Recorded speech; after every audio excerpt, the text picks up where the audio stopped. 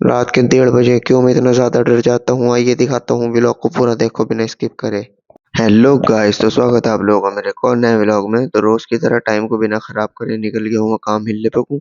और काफी दिनों से मैं नोटिस कर रहा हूँ कि घर से जिस दिन ये सोच के निकलता हूँ कि दुकान पे जाकर बैठूंगा सुकून से थोड़ी देर, उसी दिन मेरे पहुंचने से पहले तो काम पहुंच जाए दुकान पे। तो कुछ ऐसा ही हुआ आज भी।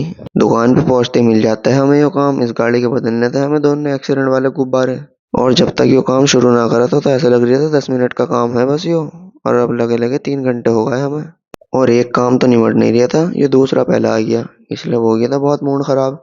तो इसलिए गुस्से में ये पूरी गाड़ी खोल दी। मगर अब ये समझ में नहीं आ रही है कि इसका कौन सा पेज कहाँ लगेगा। फिर शाम तक जैसे तैसे करके उस गाड़ी का काम निपटा के भेजा उसे घर को। फिर आ गई थी एक और गाड़ी। इनका बजट था कम मगर इन्हें मजे लेने थे कश्मीर वाले।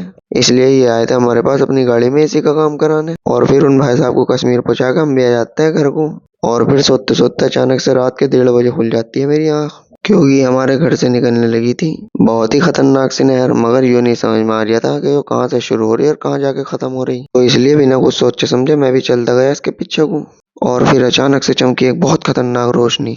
फिर जाके समझ में आया कि बहुत ही खतरनाक बारिश शुरू हो गई। और फिर एक के बाद एक बहुत ही खतरनाक बिजली चमको जा रही थी। तो इसलिए मुझे लग जाता है बहुत ज्यादा डर। और इस व्लॉग को कर देता हूँ यही एंड। तो व्लॉग अच्छा लगा हो तो कमेंट में जरूर बताइए। तो आज के व्लॉग में इतना ही है, कल को मिलते हैं नए व्लॉग में। अलविदा।